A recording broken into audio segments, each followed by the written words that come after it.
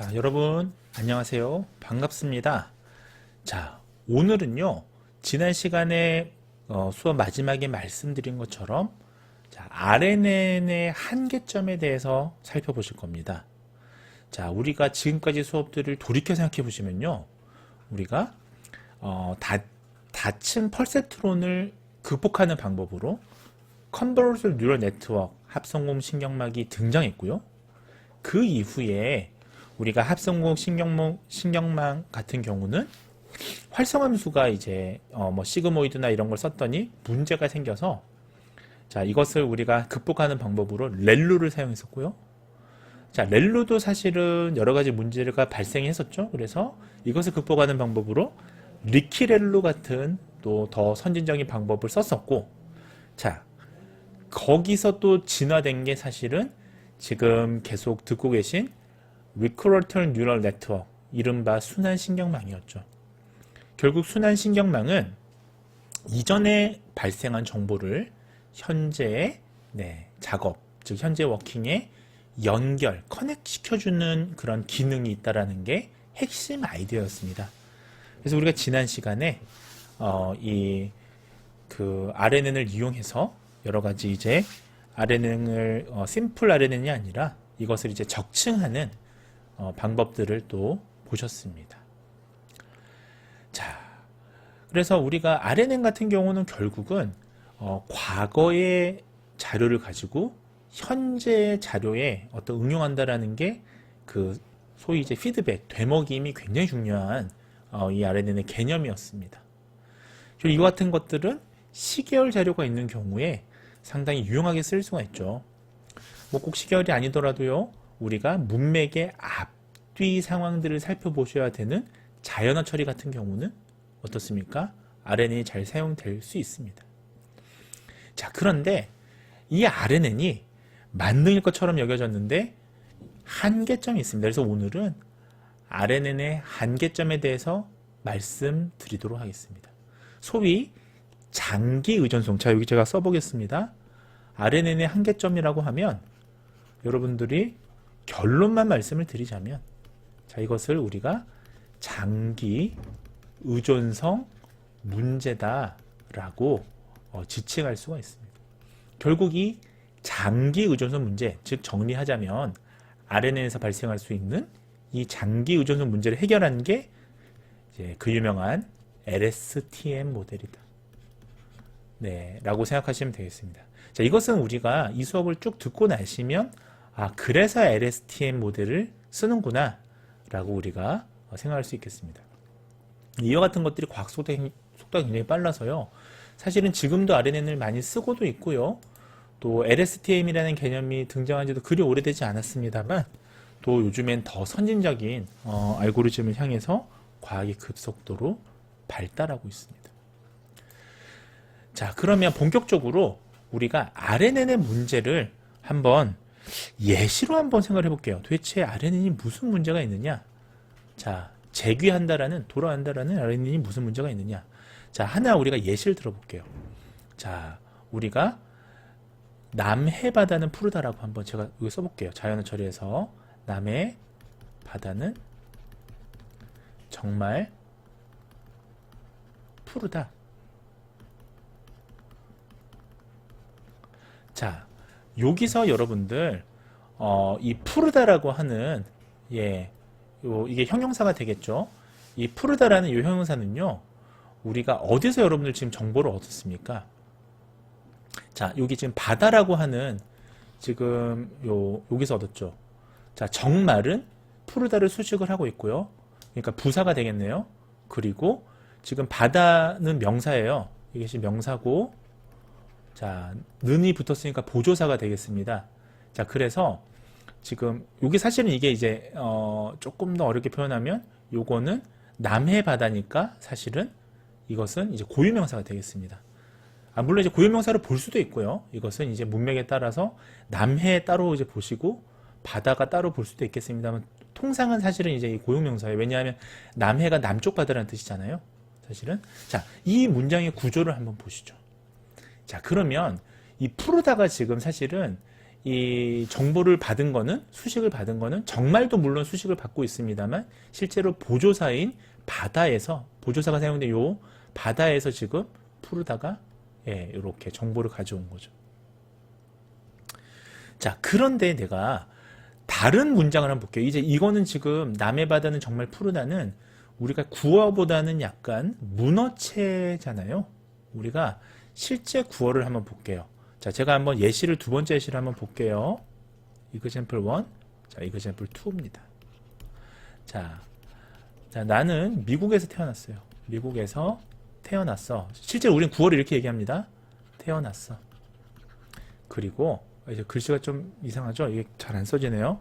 자, 그리고 10살 무렵에 한국으로 이사 왔어. 이사 왔어. 자, 그리고 한국에서 한국말을 말을이에요. 열심히 공부했지만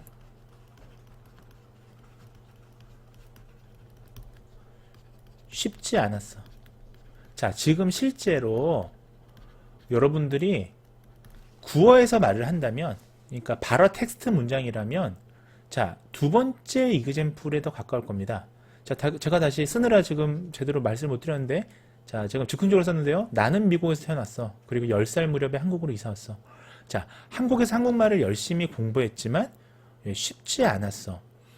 자, 그래서 조금 더 제가 써볼게요. 본격적인 이제 말을 하기 위해서. 그래서 나는 아직 한국말보다는 영어를 잘해. 이런 문장이 있다고 가정해 봅시다. 자, 굉장히 이건 이렇게 되면 이것을 우리가 패러그래프, 그러니까 문단이라고 그래요. 왜냐하면 문장이 여러 개가 있죠. 한국말은 여러분들 이 띄어쓰기 단위로 어절이 이제 있습니다. 그래서 띄어쓰기 나는 띄고 미국에서 이렇게 돼 있으니까 이게 이제 몇 어절이자는 여러분이 세알릴 수가 있겠죠. 그리고 우리는 서술어로 끝나는 마침표를 찍으면 그것이 문장이 되겠고요. 문장이 하나 이상이 있는 것을 우리가 패러그래프, 문단이라고 합니다. 자, 이 경우에 여러분들 지금 이 사람이 하고 싶은 말은 뭐예요? 아직 한국말보다는 영어를 잘하잖아요. 아직 한국말보다는 영어를 잘해. 그러니까 한마디로 줄이자면 영어를 잘한다. 요게 지금 핵심 문장이죠. 맞죠? 동의하시나요? 자, 그런데 이 영어를 잘해가 어디서 지금 정보를 가져와야 됩니까? 쉽지 않았어요 해서 갖고 와야 되나요? 한국말을 열심히 공부했지만 해서 갖고 와야 되나요? 말이 안 되죠. 한국말을 열심히 공부했지만 영어를 잘해. 이거는 아니죠. 자, 그러면 한국으로 이사 왔어요 해서 영어를 잘해요? 그것도 아니죠. 제일 앞에로 가야 되는 거예요. 사실은. 이게 지금 이 극단적인 이 예시는, example 2는요, 가장 앞에 지금 핵심 문장이 있고요. 그 다음에 그러니까 정보를 찾아가려면 제일 앞으로 가야 돼요. 나는 미국에서 태어났어가 정보인 겁니다. 결국은, 자, 미국에서 태어났기 때문에 영어를 잘했으니까 태어났어가 가장 핵심 정보가 되는 거예요. 인포메이션 여기서 갖고 오는 거예요.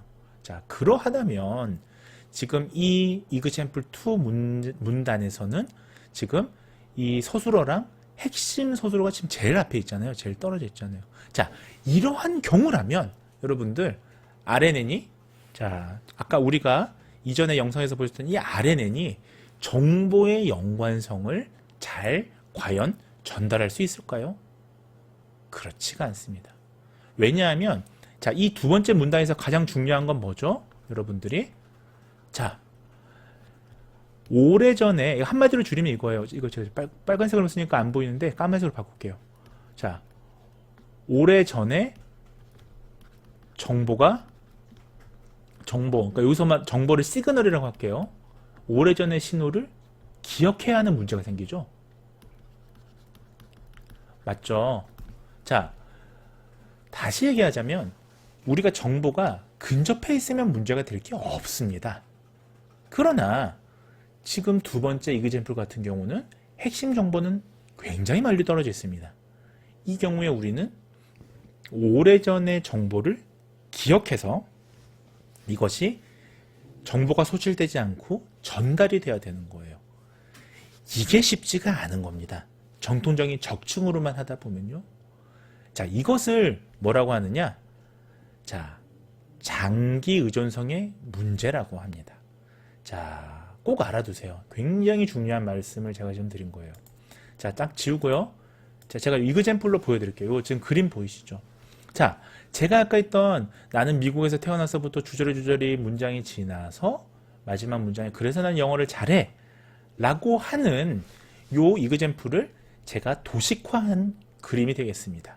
보시면 자, 요게 지금 히든 레이어 1, 2, 3, 4, 5, 6, 7, 8인데요.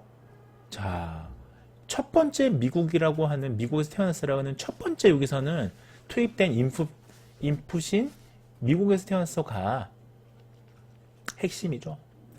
그러면 아웃풋 여기 지금 8개의 레이어를 거쳐서 결국은 그래서 영어를 잘해라고 하는데 여기까지 이 미국이라는 정보가 소실되지 않고 전달이 돼야 되는 겁니다. 자, 이것을 뭐라고 한다? 자, 별표를 쳐주시고요. 이것을 장기 의존성의 문제라고 해요. 자, 영어로는 long-term dependency라고 합니다. 자, 우리가 이것을 해결하는 방법이 있습니다. 이것을 해결하는 방법이 뒤에서 말씀드린 LSTM이에요. 자, 왜냐하면 여기서는 우리가 인간의 기억을 모방합니다. 그래서 인간의 기억은요, 여러분들 감각기억이라고 해서 정말 수초 만에 없어지는 1, 2초 만에 없어지는 이런 기억이 있어요. 자, 감각기억. 예를 들면 여러분들 버스 타고 이렇게 창밖을 싹 봤는데 뭐가 익숙한 게 확 지나갔어요. 올리브영 간판이 지나갔어요. 우리는 올리브영이 뭐 지나간 것 같아 라고 느낌이 오죠. 감각적으로 오죠. 그러나 여러분들 그때 그 스쳐 지나간 그 기억이 머릿속에 오랫동안 남습니까? 그렇지는 않습니다. 그것에 이제 집중해서 이 빠르게 지나가는 감각적인 기억에 집중을 하게 되면 이제 단기 기억이라는 걸로 바뀌어요. 자, short-term memory라고 합니다. 이 단기 기억은요, short-term memory라는 거는 우리가 짧은 기간 동안에 이 짧다라는 게 한 7초에서 뭐 보통 통상 이제 한 1분 내외의 시간 동안에 저장되는 기억을 얘기합니다. 그래서 이것을 여러분들이 이제 인지심리학에서는 working memory라고 그래요. 한국말로 써드릴게요. 작업기억이라고 합니다. 왜 작업기억, working memory를 쓰느냐? 우리가 어떤 작업을 하기 위해서 머릿속에 단기간에 저장돼야 될 용량의 기억이 있는 거죠. 대표적인 게 여러분들 비밀번호 잊었을 때 인증번호 치라고 돼 있죠. 자, 놀랍게도요, 인증번호도 그렇고 핸드폰 010 빼고 나머지 이제 자릿수도 그렇고 여러분들 주민번호도 그렇고 모두 다 몇 개의 자리의 숫자로 되어 있습니까? 보통 7개죠. 왜냐하면 가장 이상적으로 한 45초 정도 유지되는 가장 우리가 암기하기 좋은 숫자 단위가 7개예요. 그래서 매직 7이라고 그래요. 이것은 이제 심리학에서, 인지심리학에서 많은 연구를 통해서 밝혀진 결과입니다. 자, 제가 지금 말씀드리는 건 기억의 이론을 말씀드리는 게 아니라 사람의 기억은 자, 아주 수초 만에 없어지는 감각 기억과 그래도 한 30초, 40초 유지되는 단기 기억이 있다는 거예요. 또는 다른 말로 워킹 메모리, 작업 기억이라도 하기도 하고요. 자, 문제는 장기 기억도 있다는 겁니다. 자, 이것을 우리가 롱텀 메모리라고 합니다. 장기 기억은 우리 머릿속에 오랫동안 의존적으로 그러니까 유지되는 그런 기억들을 얘기합니다. 그래서 여러분들 비밀번호 잊었을 때 비밀번호 힌트 같은 것들은 대체적으로 장기 기억으로 구성되어 있어요. 예를 들면 여러분들이 나온 초등학교 이름은, 아버지의 이름은, 내 별명은, 이런 것들은 내 머릿속에 오랫동안 유지되는 기억이죠. 자, 결국 LSTM이라는 건 나중에 제가 자세하게 말씀을 드리겠습니다만 결국 기억이라는 게 동일한 가중치가 아니라 어떤 기억은 좀 더 오랫동안 유지되는 기억이고요. 어떤 기억은 똑같은 기억이라고 그래도 짧게 우리가 끝나는 기억입니다. 근데 여러분들 돌이켜 생각해 보시면 단기 기억이 처음부터 단기 기억인 게 있고 처음부터 장기 기억인 게 있는 건 아니죠. 그러니까 단기 기억이 때에 따라 다릅니다. 단기 기억이 학습되면 장기 기억이 되는 거고요. 여러분들 이 수업도 수업 듣고 나셔서 내일 모레 까먹을 수도 있지만 이 수업을 여러 번 반복하시면 장기 기억이 되겠죠. 자, 이처럼 어떤 특정 현상이 고정된 건 아니에요. 자, 그래서 우리가 올라라고 하는 이제 유명한 AI 학자가 있습니다. 이분이 이때 장기 의존선의 문제를 처음으로 제시합니다. 자, 올라라는 학자가 장기 의존성, 자, 롱텀 디펜던시라고 하는 장기 의존선의 문제를 처음으로 제시해요. 자, 그 전까지 RNN을 막 사용했단 말이죠. 자, 그래서 결국은 이걸 어떻게 해결할 것이냐에 대해서 많은 사람들이 이제 고민을 하게 됩니다. 자, 그래서 우리가 한번 생각을 해볼게요. 우리가 역전파 과정, 자, 대표적으로 우리가 이러한 레이어가 여러 개가 있으면, 자, 피드 포워드가 아니라 백워드 프로파간디, 결국은 역전파로 우리가 이것을 계산한다라는 건 제가 펄세트론 이론에서 다층 펄세트론 이론에서 말씀을 들었었습니다. 자, 이때 보시면, 자, 베니시 그레디언트가 사실은 이 역전파에서 가장 큰 약점이었죠. 자, 결국은 우리 소위 말하는 기울기라는 것은 불안정성의 문제를 가지고 있다는 겁니다. 소위 우리가 순항신경망, 이 RNN에서 발생되는 이 역전파 단계에서 소위 기울기 과정이 점점점 우리가 소실되는 것을 우리가 흔히 계속 얘기했던, 자, 베니싱 그라디언트죠. 베니싱 그라디언트. 기울기가 소실되는, 네, 그라디언트. 이거 잘 안 써지네요. 그래서 이거를 우리가 기울기 소실이라고 한국말로 많이 이제 전문적 용어로 쓰고 있습니다. 그래서 결국은 레이어가 많은 딥 레이어, 소위 이제 다층 신경망에서는 베니시 그레디언트 문제를 어떻게 해결할 것이냐가 사실은 알고리즘으로서 가장 중요한 어떤 포인트가 되는 거예요. 자, 그런데 이제 문제는 베니시 그레디언트만 있느냐? 반대로요. 이제 이 베니시 그레디언트는 기울기가 희미해지는 거예요. 여기서 소실이라는 것은 희미해진다. 희미해지니까 계산하기가 어렵겠죠. 자, 그런데 반대로 기울기가 갑자기 어떤 단계에서 폭발적으로, 예, 커지는 걸, 자, 폭발이라는 게 익스플로딩이라고 그러잖아요. 자, 그래서 이거를 반대로, 여기 제가 써드릴게요. 자, exploding gradient. 이것은 기울기 소실에 반대되는 개념인데요. 이것을 우리가 폭발하는 경사라고 합니다. 즉 반대로 이게 휘매지는 게 아니라 뻥튀기가 되는 거예요. 증가하기 때문에 기울기가. 자, 앞선 기울기에서 잔여값이 또 그 다음 값에 전파가 되고 해서 이것을 커지는 거예요. 자, 그래서 우리가 이거 제가 지워보도록 하겠습니다. 짠, 지우고요. 자, 그래서 우리가 이 지금 그 탄젠트 함수를 제가 이렇게 지금 제시한 이 수식은 뭐냐면요. 결국은 이 지금 exploding gradient, 그러니까 점점 이 기울기가 폭발하는 과정을 그린 겁니다. 아니, 그린 게 아니라 함수로 나타낸 겁니다. 자, 지금 보시면 결국은 H는 우리가 히든 레이어는 탄젠트에서 여기 이 함수로 표시되는 셀이라고 생각을 해볼게요. 자, 그러면 이게 타임이라고 그랬죠. T는 처음엔 타임이 있었는데 타임 마이너스 1, 그러니까 마이너스 1이니까 이게 이 전 단계가 되겠죠. 자, 그 다음에 마이너스 2니까 첫 번째 전 단계가 아니라 그 두 번째 전 단계가 될 것입니다. 자, 이때 우리가 탄젠트 이 지금 곡선은 결국은 이 수식은 3개이지만 사실은 시퀀스 길이가 길게 되면 이 탄젠트는 계속적으로 늘게 되겠죠. 자, 그러면 여러분들이 요거를 이제 이 탄젠트 함수를 거치면서 우리가 만들어진 요 출력층을 정답하고 비교를 하자면요. 그러면 이때 발생하는 오차는 탄젠트의 미분을 통해서만 해결이 가능한데 이때 미분이 역방향으로만 전파가 되게 됩니다. 그래서 이게 시간 이 순서에 그러니까 우리는 사실은 시간은 앞방향으로 흐르잖아요. 소위 이제 현재에서 미래로 흐르는데 계산은 우리가 현재 시점에서 과거의 것만을 알 수가 있어요. 그렇죠. 그러다 보니까 소위가 이런 방향을 우리가 역전파라고 우리가 레이어에서 얘기를 했잖아요. 그래서 백 프로파게이션 자 그리고 시간 순서에 대해서 역방향이니까 뭐가 됩니까? 이거를 자 제가 여기 써볼게요. 자 역전파라는 뜻이죠. 백 자 프로파게이션 자 through는 뭘 통해서라는 거죠.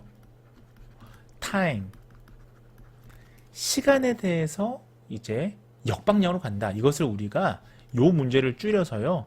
전문가분들은 BPTT라고 표현합니다. 그래서 BPTT는 여러분들 Back Propagation Through Time이라고 하는 건데 쉽게 얘기하면 결국은 우리가 이런 출력값하고 정답하고 우리가 그러니까 예측값하고 비교할 때 앞으로 미래 일은 우리가 계산할 수가 없으니까 시간 방향에 반대되는 방향으로만 미분을 통해서 계산할 수 있는 거구나. 그것을 우리가 BPTT라고 한다 정도 알아두시면 되겠습니다. 자, 그러면 이때 우리가 한번 생각해 볼 게 있어요. 이거 제가 지워볼게요. BPT 남겨놓을게요, 여러분들. 그래서 보시면 자, 시그모이드 함수 같은 경우에 한번 생각을 해보시죠. 자, 시그모이드 함수 같은 경우는 우리가 자 0에서 1 사이의 값을 가지게 되죠. 자, 그러면 이런 경우는 미분치가 점점 작아지니까 그러다 보면 기울기를 잘 전달하지 못해요. 이거는 우리가 예전에 활성함수에 대한 어떤 알고리즘을 설명드릴 때 말씀을 드렸던 겁니다. 이거 제가 지울게요, 일단. 자, 요 그래프를 한번 보시죠. 자, 요렇게 우리가 그래서 탄젠트 함수가 어떤 그 장점을 가지냐면요. 자, 탄젠트 함수는 여기 원점을 기준으로요. 이렇게 지금 대칭적이죠. 탄젠트가 이렇게 대칭적이죠. 이렇게 이걸 기준으로 예, 대칭적이에요. 그래서 어떻습니까? 1부터 마이너스 1 사이에 요 값을 가지죠. 이렇게 대칭적으로 이렇게 돼 있어서 1일 여기가 1부터요. 탄젠트의 제일 마지막은 마이너스 1입니다. 약간 그러니까 사실은 우리가 뭐 로짓, 시그모이드 사실 다 비슷해요. 약간 그 곡선의 형태는. 자, 근데 우리가 지금 보시면 자, 우리가 이 미분치를 이걸 미분을 해볼게요. 이걸 미분을 하게 되면 자, 시그모이드 함수에 비해서 우리가 훨씬 더 큰 값을 갖게 됩니다. 자, 그래서 지금 보시면 미분치가 여기 0부터 1까지 쭉 올라가죠. 요 지금 요 미분한 값이요.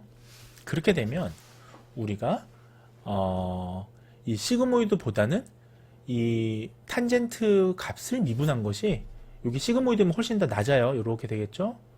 훨씬 더 어떤 값을 표현하기 좋기 때문에 이 파란색 곡선을 얘기하는 겁니다. 그렇기 때문에 우리가 실제로 이 리커러전 뉴럴 네트워크에서는 활성함수를 뭘 많이 쓴다고 우리가 지난 시간에 말씀을 드렸죠.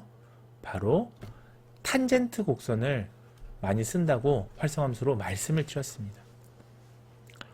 자, 근데 이 경우에 우리가 한번 생각해 볼 부분이 있는 겁니다. 자, 미분값이 0에서 1 사이의 값이에요. 지금 보시면 여기 지금 양수만 있죠. 0에서 가장 큰 값은 1이 되겠죠. 그렇기 때문에 자, 이 부분에서는 어떤 특별한 증폭 연산을 하지 않으면요. 어떤 상황이 생기냐면요. t, 즉 타임이죠. 타임에서 멀어지면 멀어질수록 그러니까 우리가 레이어가 여러 개가 있으면 우리가 지금 정리하자면 우리가 값은 과거만 가능하다고 그랬죠. 아까 그래서 백프로파게이션이라고 말씀을 드렸잖아요. 근데 이게 과거가 멀어지면 멀어질수록요. 우리가 오차값이 사라지는 소위 이제 베니싱 그레디언트의 문제를 완전하게 이것을 해결할 수가 없는 것입니다. 자, 그러다 보니까 이게 가까이 있으면 문제가 될 게 없는데 베니싱 그레디언트가 너무 멀리 있으면 그것이 문제인 거예요. 그래서 우리가 이 은닉층의 계산을 우리가 반복을 하게 되잖아요. 앞으로 이 시퀀스가 어떻게 될지 우리가 미리 알 수는 없잖아요. 예를 들면 아까 같은 문장 이그젬플 2를 한번 생각해 보세요. 이그젬플 2 같은 경우는 언제 이게 이 핵심 단어가 언제 나올지 알 수가 없습니다. 사람 말은 끊임없이 길어질 수가 있잖아요. 자, 이런 경우에는 반복해서 계산을 하다 보니까 시퀀스가 매우 길게 발생을 할 수 있고요. 자연어 처리 중에서 사람의 발화 자료, 코퍼스라고 합니다. 코푸스 데이터를 우리가 분석하게 되면 그런 경우가 종종 있어요. 자, 그래서 우리가 역전파로 계산을 하는데 종합하면 그 미분값이 계속 곱해지죠. 곱하고 하니까 경사값이 어떻게 돼요? 0이 돼버려요. 이게 낮아져 버려요. 0이 돼버려요. 자, 그러다 보니까 결국은 0이 된다는 건 뭐예요? 사라지는 거죠. 자, 이것이 바로 그 베니싱 그리디언트의 문제가 될 수 있다. 우리가 그렇게 정의를 할 수 있는 것입니다. 자, 그래서 지금 25분 수업이 다 지나가서요. 자, 오늘 여기까지 말씀을 드리고, 자, 다음 시간에는 그러면 이것을 어떻게 해결해야 되느냐? 베니싱 그레디언트 이 지금 소위 이제 기울기가 소실되는 문제를 해결하는 방법들에 대해서 한번 같이 논해 보도록 하겠습니다. 자, 오늘 수업 여기까지 할게요. 다음 시간에 봐요. 안녕히 계세요, 여러분. 전 이 세상의 모든 굴레와 속박을 벗어던지고 제 행복을